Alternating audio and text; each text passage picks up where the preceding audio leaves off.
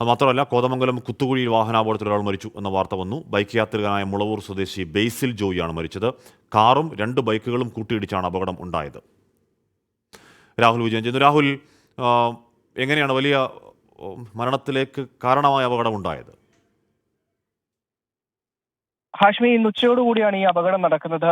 കൊച്ചി ധനുഷ്കോടി ദേശീയപാതയിൽ അതിന്റെ നവീകരണ പ്രവർത്തനങ്ങൾ നടക്കുകയാണ്. ഇതിന്റെ ഭാഗമായിട്ട് റോഡിന്റെ വശത്ത് വലിയ ആഴത്തിൽ കുഴി എടുത്തിട്ടുണ്ട്. വീതി കൂട്ടുന്നതിന്റെ ഭാഗമായിട്ടാണ് വലിയ കുഴി എടുത്തിട്ടുണ്ട്. ആ കുഴിയിലേക്ക് തെറിച്ച് വീണ പരിക്ക് പറ്റിയാണ് ബേസിൽ ജോയി മരണപ്പെട്ടത് എന്നുള്ളതാണ് ഏറ്റവും പ്രധാനപ്പെട്ട കാര്യം. ഇന്ന് ഈ 2 ബൈക്കുകളിലേക്ക് ഒരു കാറ് വന്നിടിക്കുകയും ഇടിയുടെ ആഘാതത്തിൽ ഈ കാറും ഈ 2 ബൈക്കുകളും ഈ കുഴിയിലേക്ക് ചെന്ന് വീഴുകയായിരുന്നു. കാറും ഈ കുഴിക്കകത്ത് കിടക്കുന്ന ദൃശ്യങ്ങൾ നമുക്ക് കൃത്യമായി കാണാൻ കഴിയും.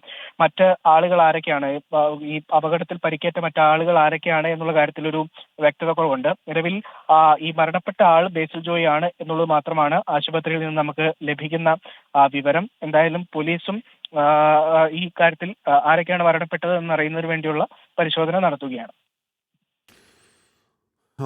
ഓക്കെ, രാഹുൽ വിജയനാണ് ആ വാർത്തയുടെ വിവരങ്ങൾ നൽകിയത്.